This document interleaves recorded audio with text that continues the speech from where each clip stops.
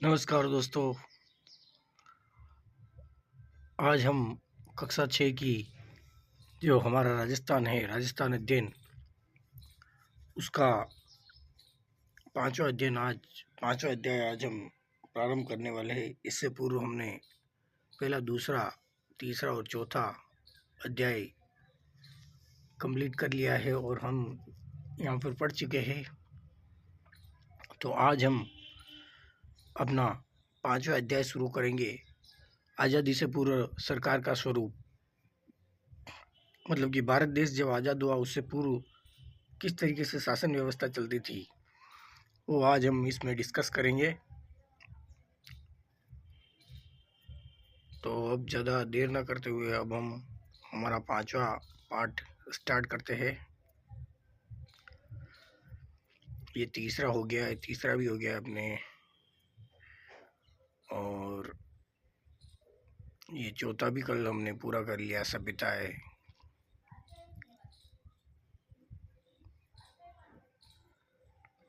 हाँ, ये है हमारा आज पांचवा अध्याय, जिसका नाम है आज़ादी से पूर्व सरकार का स्वरूप। आज़ादी से पूर्व सरकार का स्वरूप किस तरीके का था, उसके बारे में हम आज डिस्कशन करने वाले हैं इस चैप्टर में। और हमारे वीडियो को लाइक कीजिएगा, सब्सक्राइब कीजिएगा और इसे शेयर भी कीजिएगा। आज़ादी से पूर्व सरकार का स्वरूप। रविवार का दिन था। दिशा अपनी माँ के साथ गांव के पनघट पर पानी भरने गई थी। एक कहानी के माध्यम से ये अध्याय प्रारंभ किया जा रहा है। पानी लेकर आते समय उसने पनघट के पास बने हुए पुराने किले पर कुछ लोगों को घूमते हुए और फोटो खींचते हुए देखा। पनघट का अर्थ होता है कि जहाँ महिलाएं, अभी तो इतनी सारी सुविधाएं हैं तो हमें पीने के पानी के लिए इतना भटकना नहीं पड़ता है। पहले क्या होता था कि पहले एक लंबी दूरी तय करके गांव की महिलाओं को गांव के बाहर एक कुआं होता था या कोई इस तरीके से कोई बावड़ी वावड़ी होती थी तो वहाँ से उनको पानी भर के लाना पड़ता था। आज भी रेगिस्तान में, हमारे राजस्थान के रेगिस्तान में ऐसी स्थिति है और देखी जा सकती है। हाँ, तो जब वो अपनी दिशा अपनी माताजी के साथ पनघट पर पानी लेने गई तो उसके पास कोई पुराना किला था। तो वहाँ उसने देखा कि लोग घूम रहे हैं और फोटो वोटो खींच रहे हैं। तो ये देखकर उसने अपनी माँ से प्रश्न किया, ये लोग कौन हैं और यहाँ क्या कर रहे हैं? माँ ने बताया, ये पर्यटक है और इस पुराने किले को देखने आए हैं।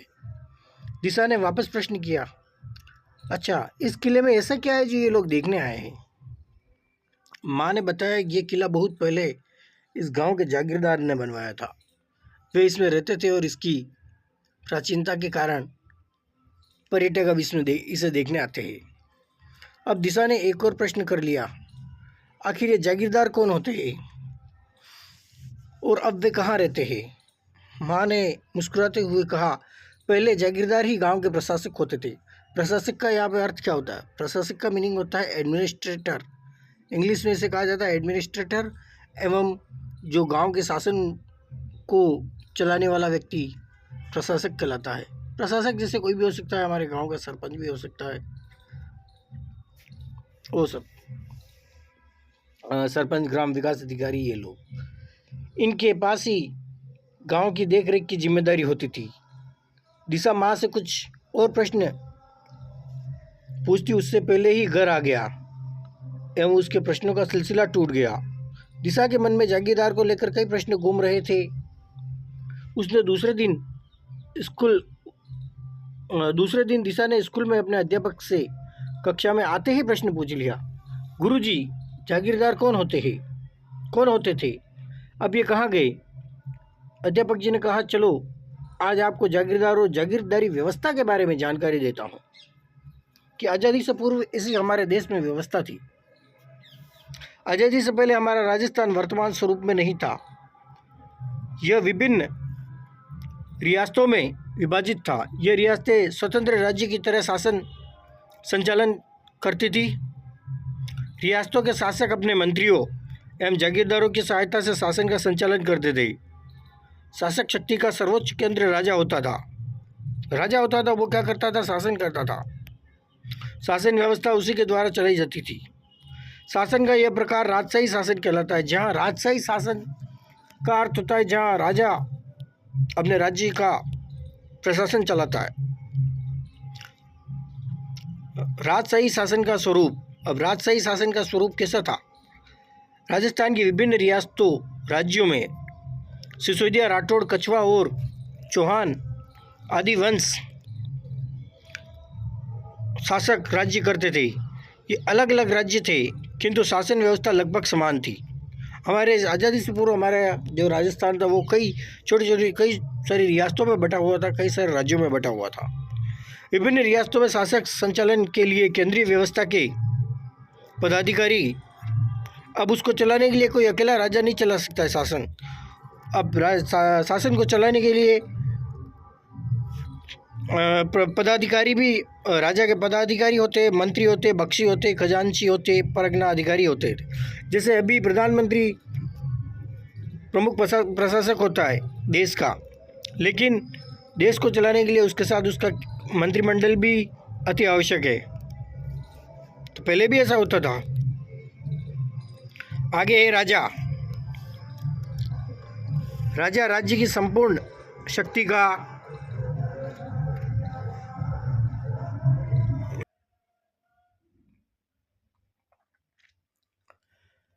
राजा राज्य की संपूर्ण शक्ति का सर्वोच्च केंद्र होता था। सामान्यतः राजा अपने सलाहकारों एवं मंत्रिपरिषद के सहयोग से शासन संचालन करते थे। राजा अपने शासन में मंत्री, फिर अगला है मंत्री। राजा अपने शासन कार्य में सहायता हेतु तो मंत्रियों की नियुक्ति करते थे। प्रमुख मंत्री को दीवान कहते थे।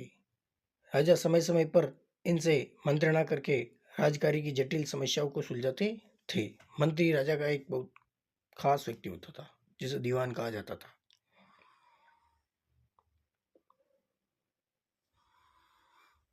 बख्शी, सेना को वेतन देने तथा सेना संबंधी अन्य कार्यों की जिम्मेदारी बख्शी की होती थी।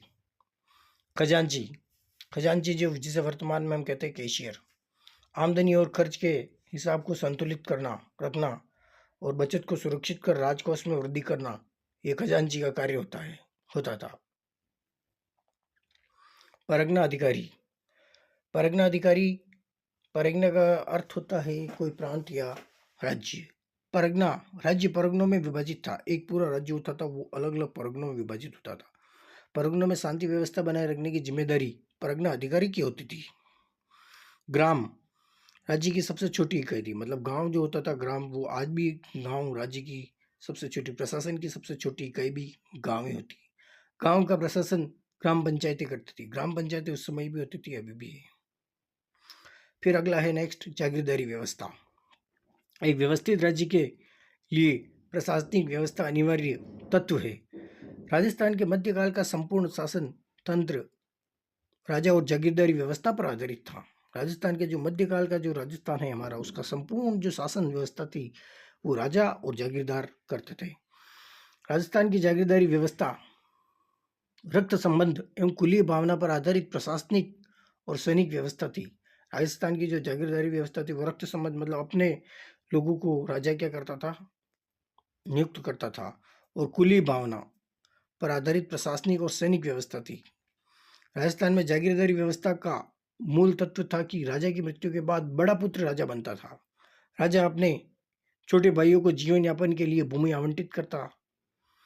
भाई बंधु को दी गई इस भूमि का स्वामी जागीरदार कहलाता था। भाई बंधु, राजा के जो भाई बंधु होते थे, उसके मिलने वाले मित्र संबंधी जो होते थे, उनको क्या करता था, वो भूमि दे देता था और वो कहता कि आप अपना जीवन यापन करो।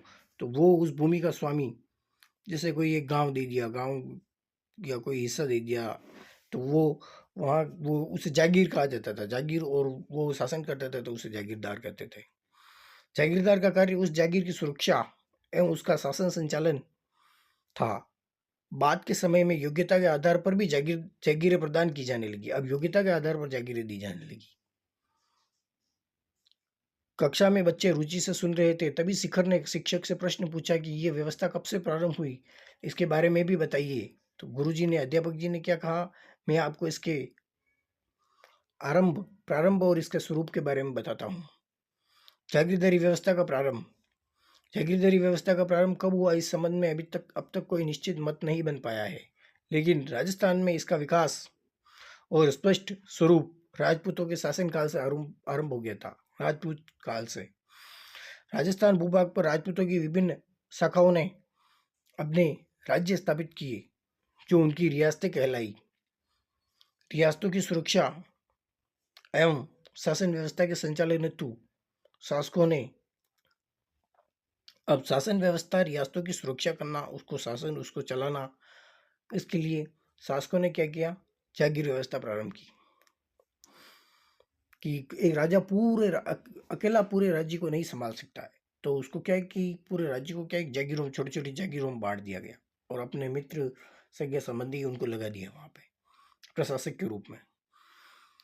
जागीरदारी व्यवस्था का स्वरूप राजस्थान में ये रक्त संबंध पर आधारित सगोत्रीय कुलीन व्यवस्था थी। अगर आपसे पूछा जाए कि राजस्थान की जागीरदारी व्यवस्था का स्वरूप कैसा था, तो ये रक्त संबंध पर आधारित था।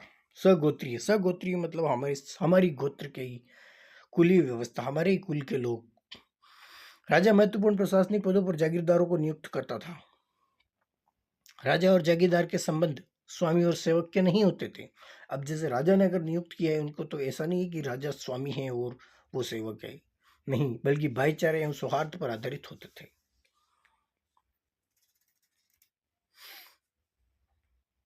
जागीरदारी व्यवस्था के स्वरूप में परिवर्तन।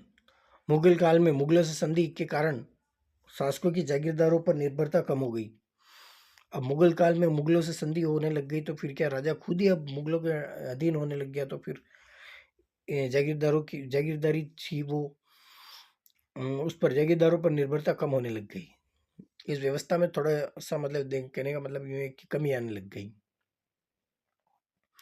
शासक मुगल मनसबदार बन गए, मुगलों की सेवा करने में लग गए वो शासक, और उन्हें मुगलों का संरक्षण प्राप्त हो गया। इससे शासक जागीरदारों के साथ स्वामी जैसा व्यवहार करने लगे। अब शासक क्या है कि फिर है ना अपने आप को यूँ समझने लग गए कि वो खुद हालांकि मुगलों के अधीन काम करते थे, लेकिन जो उन्होंने जागीरदारों को जागीरें दी थी, तो वो अपने आप को यूँ समझने लगे नहीं, हम स्वामी और ये हमारे सेवक है, जागीरदार जैसा व्यवहार करने लगे। प्रारंभ में जागीरदार युद्ध एवं शांति के समय राजा को अपनी सेवाएं देते थे, लेकिन मध्यकाल में सेवाओं के साथ कर व्यवस्था निर्धारित कर दी गई, जिसका उल्लेख जागीर पट्टे में किया जाता था। मुगल शासन प्रणाली की कुछ व्यवस्थाओं का प्रभाव राजस्थान पर भी पड़ा। मुगल शासन करते थे, उनकी शासन प्रणाली का प्रभाव राजस्थान पर भी पड़ा। राजस्थान में भी उस तरीके के प्रशासन संबंधी जो नियम है वो अपनाए गए, उस तरीके का प्रशासन राजस्थान में भी अपनाया गया। रियासतों ने अपने प्रशासन को परगनों और ग्रामों में विभाजित किया। अध्यापक ने साथ साथ ही अंग्रेजों के समय की शासन व्यवस्था को भी समझाया। अब अंग्रेजों का शासन कैसा था उस समय?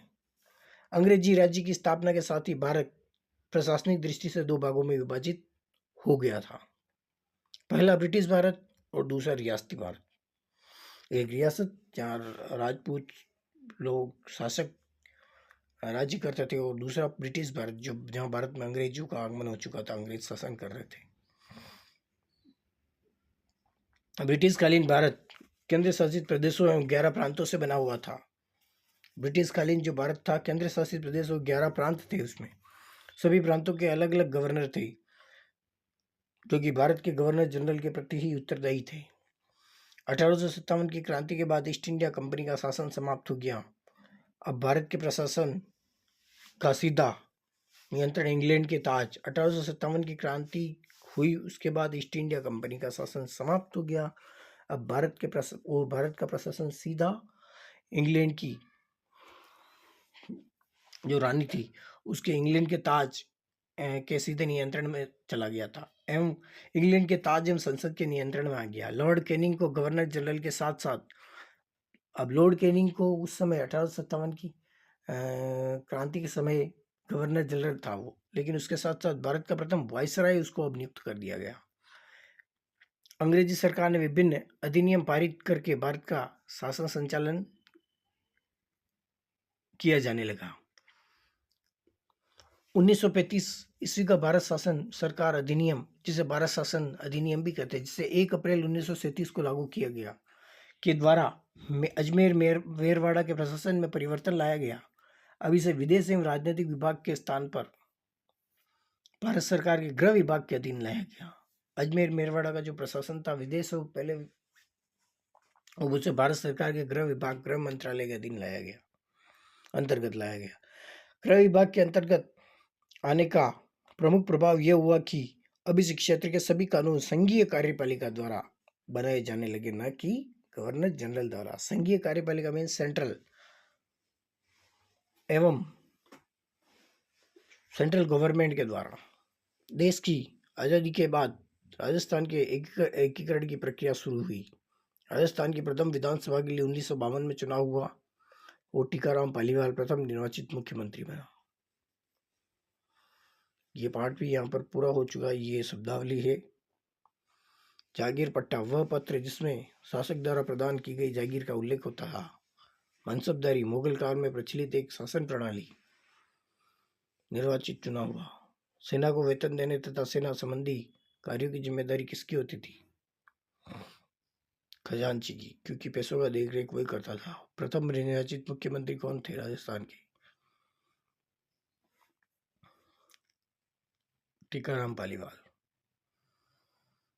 बाकी यह ग्राम है, राज्य की सबसे छोटी इकाई मनसबदारी।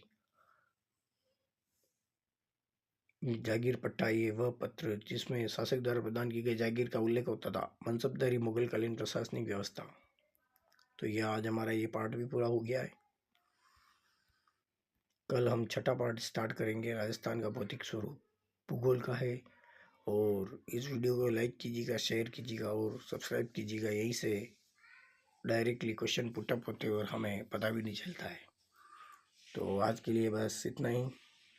अपना प्यार और स्नेह बनाए रखिए। धन्यवाद।